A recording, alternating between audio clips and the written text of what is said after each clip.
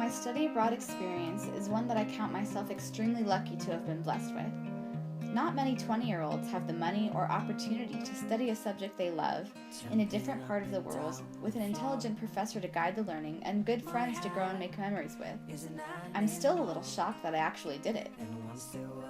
In my anticipation of the things I might learn while studying abroad, I missed quite a lot. There are so many things I never even imagined learning that now I can't believe I never wanted to know. My eyes have been opened towards so many things, and I pray that I won't ever let them close. I've seen the world, at least a piece of it, and I don't mean mountains and plains and ancient structures, though I saw those too. I mean people, their lives, their tendencies, their history, their government, and their hopes for the future.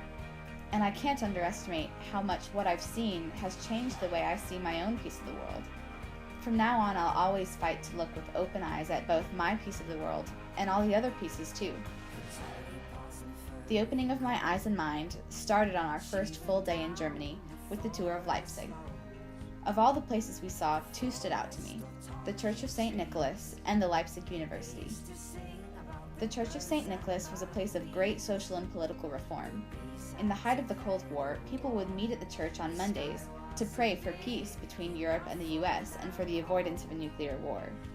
At that time, people's opinions about the war, and almost anything else, were very monitored, and free thought was somewhat constricted by the government. The prayer meetings, which began as hopes for peace, grew in numbers until people were gathering in the thousands all around the church with candles to pray, and it changed into a political statement the community was making about their desires for peace, free thought, and freedom from government restriction. Eventually, the gatherings were so large that the government outlawed them in 1989. However, people still met at the church that Monday, in larger numbers than ever, to protest peacefully with their prayers. They were met with riot police, who forcefully broke up the crowds, sending thousands running home and killing probably 100 in the process. Now the church is memorialized with random square cobblestones removed from the courtyard and replaced with square lights that represent prayer candles. Even though the prayer meetings were stopped, the reform kept going strong, and the Berlin Wall fell later that same year, reflecting the desire for freedom in people all over Germany at that time. The University of Leipzig was built in 1968 in place of the Church of St. Paul, and it memorializes the church by recreating its design in a portion of the building where the chapel currently is. The Church of St. Paul survived the bombing of World War II, needing only a few repairs, but the people of Leipzig refused to repair it after it had been damaged, claiming that they were atheists and didn't want to use their resources to repair a church that they wouldn't use, despite its history. It was later ordered to be demolished by the Socialist Unity Party. To even memorialize its design in the school was debated. It was curious to me that one church represents such strong faith and community, yet the other is brushed off on account of atheism. The histories of these two places demonstrate the separation of church and state that was not present. I didn't realize how much the connection of church authority and governmental power would really affect a country, especially how the church is used, abused, and perceived in conjunction with the government. This connection makes religiosity an entirely different idea than faith. The religiosity of the community during Germany's history, its church culture, is just that, culture. The church was a meeting place for the people, not really meeting for worship, even though that was its surface purpose, but more meeting for societal and political unity. Religion was also used by the government for its own purposes, many times having clergymen with their own political agendas use the church to influence the community. Seeing and learning about these two places opened my eyes to religious cultural differences and governmental differences, both in Germany and throughout the world. Looking at America with these new eyes, I see American history, our desertion of England for the dreamed separation of state, freedom in worship, and civil liberty, with a newfound respect. My new eyes towards government were only pried wider by our weekend trip to Berlin. In Berlin, we took city tours and went to many museums, and the recurring theme concerning government seemed to be how powerful it can be, as well as how easily it can be manipulated and can manipulate others. During the Cold War, East Germany belonged to Soviet Russia, West Germany belonged to the Allies, and Berlin was split down the middle and divided between the two. The Allies' economy was prospering, and communism in Russia was failing, so masses of people began moving from the east side to West Germany and West Berlin in order to live under wealthier conditions. This prompted the Berlin Wall to be erected, imprisoning everyone in the East to stay in the East. Half of an entire country was literally imprisoning itself, and the strictness and violence used to protect the barrier grew to outrageous proportions until people were being shot on sight for trying to cross the border. The force and strength used by the government and the speed and ease with which it trampled the idea of freedom is shocking to me. Also during the Cold War, the Ministry of State Security was formed in Germany, commonly known as the Stasi. The Stasi was a union of undercover workers, kind of like private investigators. Their job was to watch and spy on the citizens of Germany, especially East Germany, and keep record of their personal information and whereabouts, as well as their political standpoint. Anyone who became a threat to communism by making anti-communistic comments was at risk of being arrested or simply put in trouble.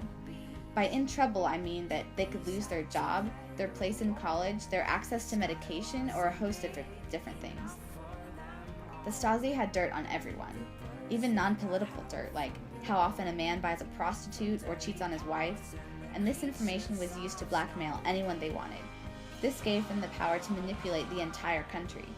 The purpose was to protect communism, mainly by controlling its publicity and keeping citizens from crossing the wall. But the Stasi went above and beyond what they needed for that purpose. The manpower that the Stasi had, along with the budget and the ability to strip citizens of freedom, is appalling. Both the Stasi and the Berlin Wall are strong examples of what kind of power a government can have over the country it's meant to serve. Stepping back in time, the rise of Hitler's Third Reich and the execution of the Holocaust really opened my eyes to how easily a government can be manipulated and can manipulate others. In Berlin, I went to the Reichstag and learned how Hitler manipulated his way into office. He created a fear that communist men were a threat to civilians and had all communist politicians taken from their homes for the safety of the people. It was then that the Reichstag gathered for an emergency vote to give Hitler total governmental power, since he had a plan to protect people from the communists. This vote was completely unfair, seeing as all politicians suspected of having communist ideas were being held and unable to cast their vote. As soon as Hitler was granted all power, he had complete authority to begin his real plan, to purify the German people using mass genocide of anyone who might pollute German strength. Another museum we toured, the Topography of Terror, highlighted the actions of the Gestapo, Hitler's main police force. This museum mapped out everything that happened, from the beginning of Hitler's reign to the Holocaust, and made very clear that much of German society was manipulated psychologically by Hitler and his men, which trained Germans to believe in the superiority of the German race and the uselessness of any threat to German government. The Jews were targeted because they weren't purely German, but many Germans were targeted as well who posed a threat to the government, including gypsies, homosexuals, the disabled, the elderly, and anyone who had a political standpoint other than Hitler's, and anyone exhibiting asocial tendencies. The psychological manipulation was largely done through the media, and through public exhibitions of humiliation involving any of the targeted peoples. This trained the Germans to view the targeted peoples as inhuman, not deserving life, and unworthy of sympathy. This explains the blind eyes that were turned when the Holocaust went from simply humiliating targeted peoples to murdering them in the streets. It's amazing how quickly these manipulations took place. Hitler had himself in complete power in 1933 and had the nation convinced of Jewish unworthiness by 1938, when the entire country violently rioted against them in a pogrom called the Night of Broken Glass.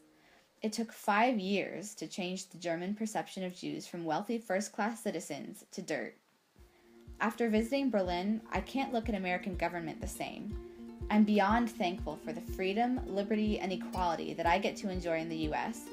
However, my eyes have also been opened to the fact that American government, just like any other government, can be manipulated, and I can't look at my government with quite the same confidence. I realized how important civil awareness is, and the fact that I greatly lack it. After seeing what happened in Germany, I can't allow myself to not know what is going on politically in my own country, because what use is my freedom if I don't use it to raise my voice against political manipulation? As soon as my eyes were open to how much freedom I truly have as an American, they were equally open to how greatly I've squandered that freedom with my political apathy. Speaking of raising my voice, my eyes have also been open to the societal change that can result from someone raising their voice. The weekend we visited the town of Weimar, which is Nietzsche's death place, I happened to be reading about Nietzsche in our assigned reading, Humanity by Jonathan Glover. Nietzsche lived between 1845 and 1900, dying in Weimar at the turn of the century. The Holocaust happened in the 40s, making Nietzsche's ideas perfectly timed to have influenced the rise of Nazi Germany. This makes sense, especially after reading about Nietzsche's noble soul and the idea that the majority of Europeans didn't deserve to live because they were ordinary, and only the minority of truly great men, Olympian men, were worth their space on Earth. Apparently, Hitler's Germans were of Olympian status, and the majority of others were not. But Nietzsche was just one philosopher in one time period, and many other opinions have come before him and followed after him. Hearing his ideas and having ones of my own that respond to his make me think I could be a philosopher. New opinions and worldviews don't just write themselves into books, minds, and the hearts of society. Individuals think them up, present them to the world, and they are either accepted or rejected. Before now, I've never seen worldview as humanly created, temporary, or changeable, but my eyes have been opened to see that it is, and that I have the ability to change it, both for myself in my own mind, and in my community and time period if I so choose. Germany's societal change of opinion towards the Jews could very likely have been influenced by Nietzsche. What if I'm the Nietzsche of today, or some other young adult who is politically unaware? Is there something coming of Holocaust-sized magnitude that we might be able to prevent by abandoning political apathy and raising our voices to change society? Maybe I'm thinking too far into this, but I'd rather think too much than think too little and miss an opportunity to positively affect the world I'm living in. There are so many other things this trip has opened my eyes to that are less easily put into words. Things about myself, my relationship with God, and my future. I'll leave those unexplained and just say that I think my life will be different in more ways than one than if I hadn't come to Germany this summer. And I hope that I never forget what I've learned, never stop seeking to learn more, and never live with my eyes closed.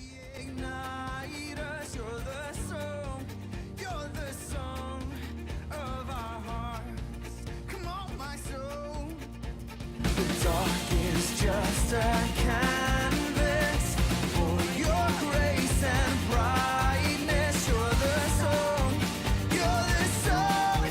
of our hearts.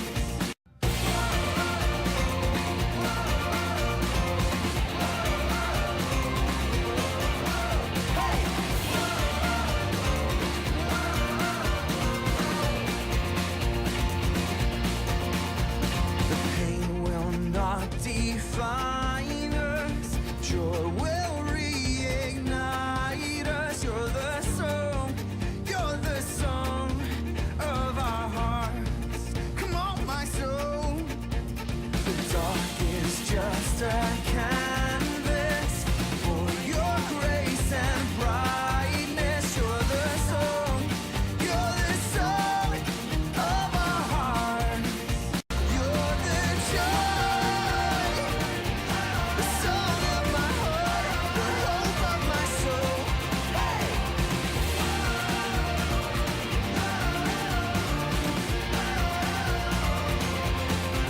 In the shadows, in the sorrows, in the desert, when the pain hits, you are constant, ever present. You're the song of my heart.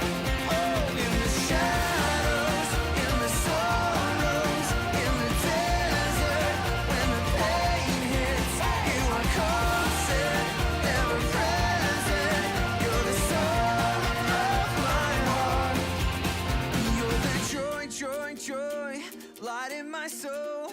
The joy, joy, joy, making me whole. Though I'm broken, I am running into your arms.